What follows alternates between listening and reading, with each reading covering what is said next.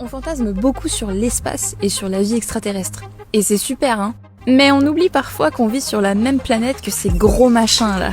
Coucou. On a des aliens intraterrestres en fait. Salut, en ce moment je me demande pourquoi on aime autant les animaux et aujourd'hui on fait la partie 4. Nous sommes une espèce curieuse et je pense qu'au fond la vie qui nous entoure nous fascine. On a besoin de comprendre, voire de créer du contact. Si on prend un peu de recul sur toutes les formes de vie qui nous entourent, c'est assez hallucinant. Certaines espèces animales nous ramènent complètement à nous, quand d'autres nous paraissent vraiment venir d'une autre planète. L'auteur Baptiste Morisot, que j'ai déjà cité auparavant, parle même d'aliens familiers. En plus d'être intéressant, il y a une notion un peu de contemplation derrière, de voir la beauté et la diversité du vivant. Personnellement, je trouve aussi qu'on a une notion de liberté quand on observe des animaux. On pourrait presque les envier d'avoir une vie plus simple. A priori, sans autre ambition que d'assouvir leurs besoins vitaux, loin des complexités du monde du travail ou des relations avec les gens. On se retrouve ainsi dans une bulle d'instant présent dont j'ai déjà parlé dans l'épisode 2 et qui nous permet de nous échapper un peu du quotidien. Après, chaque espèce a ses propres problématiques, mais justement, ça fait un peu de bien aussi de voir que d'autres systèmes existent. Ça fait prendre du recul, ça nous rend plus humbles, ça nous reconnecte à ce qu'on est, des êtres dépendants des ressources qu'il y a sur Terre, et sans toutes ces formes de vie,